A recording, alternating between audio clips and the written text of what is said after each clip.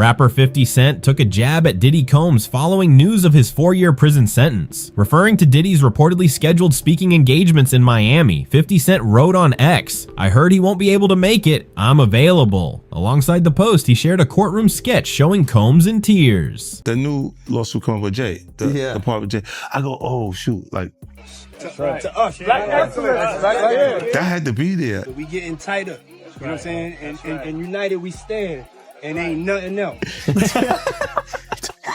Black excellence, they're sitting there like, yeah. It's the billionaire brunch. Oh, Like, I hate you, man. unaware of anything going on here. This is the one time I'm gonna be with you this year. Yeah. Come on, bro. That's crazy. Now, Fifth, when you continuously call Puff gay, does that affect your relationships in Hollywood? I don't call him gay. I said, Let me read it, Fifth. Oh my God. Sorry I can no longer help you guys. Soon you will all be gay and happy. You are all now left under leadership of Puffy Daddy. Report to the nearest rainbow. Dinner Thieves in theaters January 9th. That's why he says things. He doesn't even know what he's saying is like fruity. You know what I'm saying? Like, he says something fabulous and he goes, but me and you, we ain't party. Like, we need to party. What is he talking about? That's the kind of stuff that when people say that to me, I get a little uncomfortable. I get uncomfortable. Like he said something to me one time, a long time ago, at Chris Lighty's wedding. He told me he'd take me shopping. I looked at him like, what'd you just say? Let me move, man, before I do something. You're gonna make me mess up the wedding. Oh, that's a nice gesture. Let me get out of no, dude, take me. That's what a guy says to a girl. Everything about Diddy's life has changed. The glitz, the glamour, the red carpets, the high-rise views, the private jets, all of it has been replaced with 4 walls, a steel bed frame, and a future as uncertain as ever. But according to 50 Cent, this isn't just a fall from grace. This is a free fall into a world Diddy was never prepared for. And if you ask 50 Cent, he'll tell you straight. Diddy won't survive prison, not mentally, not emotionally, and maybe not even physically. Did he do it, right? Yeah. I know you've been heavy on social media talking about it. He did it.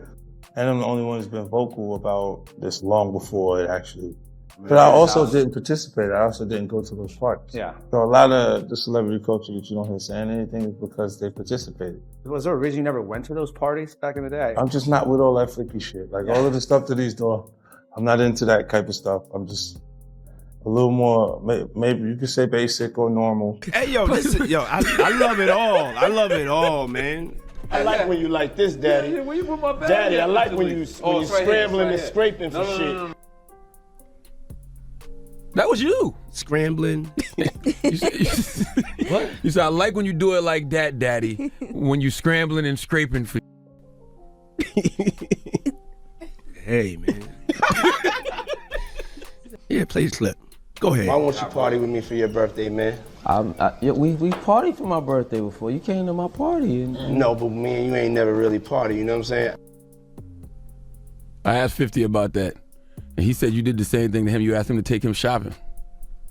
Yeah, I thought he needed some clothes. What? I'm a nice guy. Yo, why are you and Fifth just... Hey, yo. Why y'all got... Hey, yo, I don't have no beef with I don't know why. With Fifth. He loves me. He loves me. Do y'all really can't have see a it? beef? I mean, y'all can't see it. I wrote for Puff. Not guilty and a filthy. Come on. Now, take this money, take this money. Oh, the G-Dep joint. Yeah. You wrote that? Yeah, You got a big plaque for that. Yeah, I saw Yale said that you were supposed to sign the bad boy. Look, they knew I was talented. They just looked at it and was like, I don't want all of the stuff that comes with them. But you know, look, at that point, I would have probably did the deal. See, there was no other, like, at that point, look, when I was, Jennifer is who told Puff to work with me. Jennifer Lopez. Okay. Because her first album on the six, Corey Rooney was the executive producer. Corey Rooney was my executive producer for Power of the Dollar.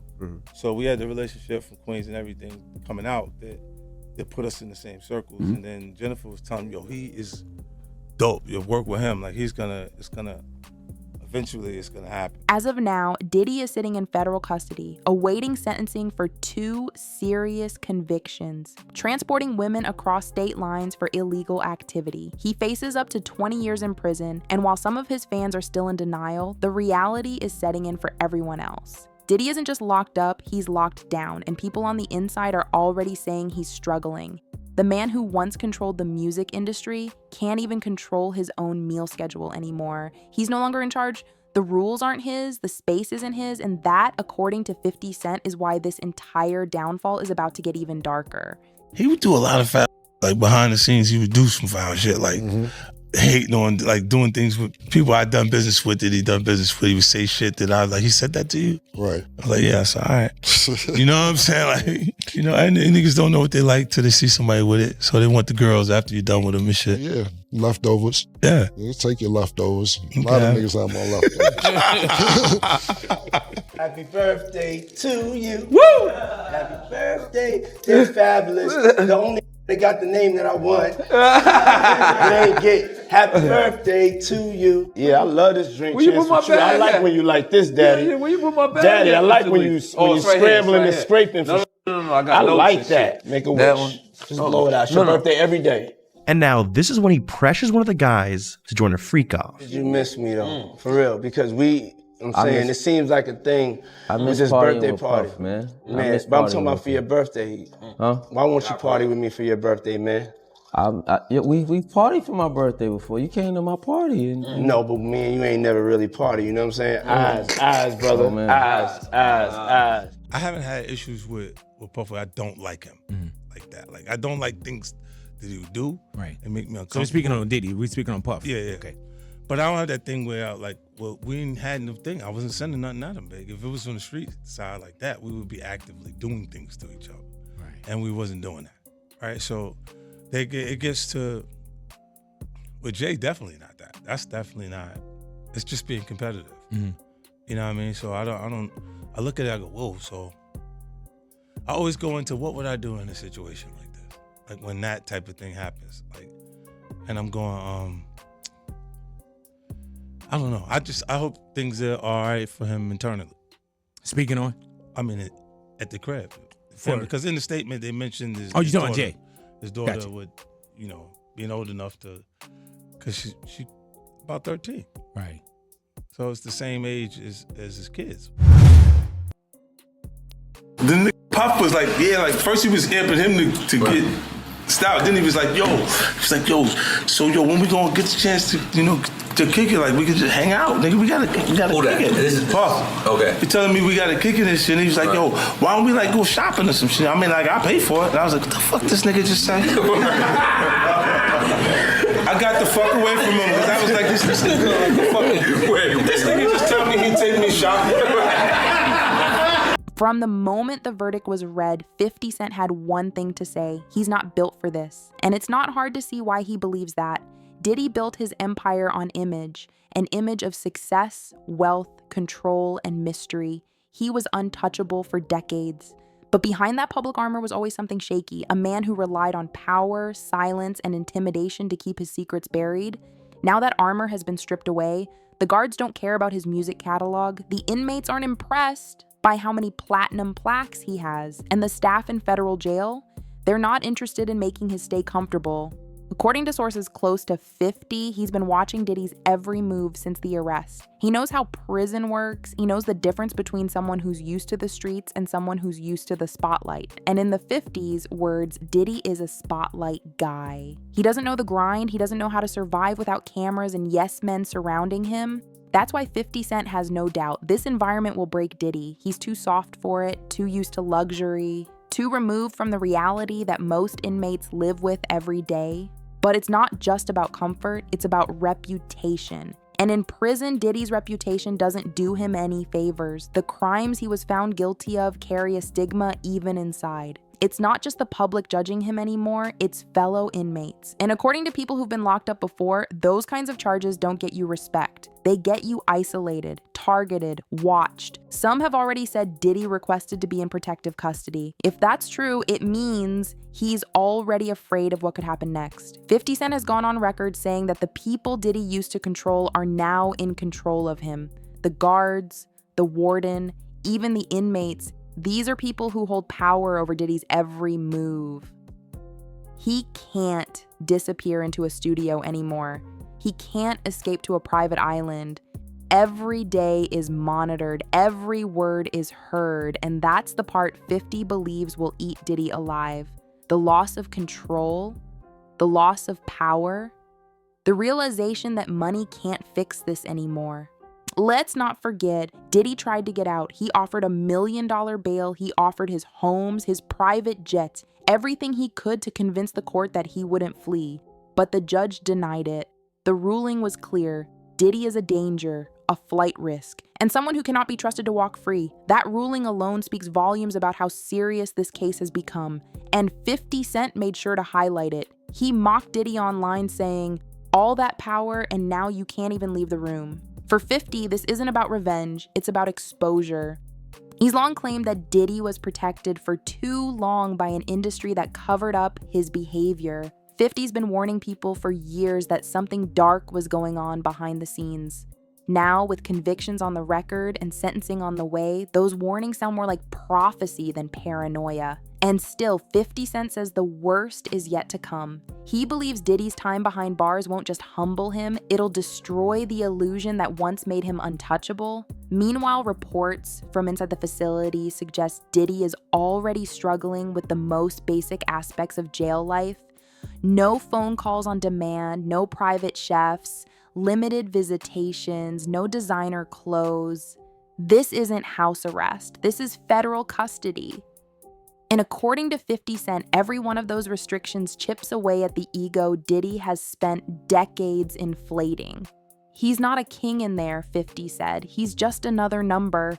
In past interviews, 50 Cent has talked about surviving difficult environments. He grew up in one, he lived through it, he made it out. That's why he's so confident when he says Diddy isn't built for it. This isn't the kind of man who came from struggle and learned resilience. This is someone who avoided conflict behind closed doors, paid people to clean up messes, and used status to silence critics. But in prison, there are no closed doors. The past doesn't stay buried, and the rules are different. It's not just inmates Diddy should worry about either. It's the mental toll, isolation, lack of freedom, the endless waiting for decisions that aren't in your control. 50 believes that Diddy's mind is not equipped to handle the reality of federal incarceration. And that's what will break him the fastest. Not the violence, not the threats, but the silence, the loss of influence, the realization that no one is coming to save him this time. What's even more interesting is how quiet Diddy's celebrity circle has become. Once surrounded by fellow stars, influencers, and business leaders, Diddy is now noticeably alone. Most of the industry has gone silent. A few former collaborators have spoken out, but many more have simply vanished from his corner. 50 Cent points to this as proof that Diddy's power was never as solid as people thought. It was borrowed, it was conditional, and now that it's fading, so are the people who once called him a friend. Some sources say Diddy still believes he can make a comeback, that this is just a temporary setback. But 50 laughs at that idea. In his view, Diddy's story is already written, and no rebrand, no press release, no staged apology can undo the damage that's been done. Once sentencing is handed down, the spotlight Diddy clung to for years will finally go dark, and 50 Cent says that's when the real punishment begins. Even if Diddy serves just a portion of his sentence, 50 believes the psychological weight of prison life will crush what's left of his public identity, the luxury brand, the mogul image, the cultural icon. All of it will rot behind bars. Because once you're in the system, you're no longer a legend. You're a file number, a schedule, a liability. And for someone like Diddy, that loss of status might be the worst punishment of all. 50's also made it clear that his Netflix docuseries, Did He Do It?, will dig deeper into Diddy's downfall. He says the public has only seen a fraction of what really happened, that there are darker truths still waiting to be uncovered, and once they are, public opinion may shift even further away from sympathy and toward outrage. In 50's words, this isn't about fame, this is about accountability, and it's long overdue.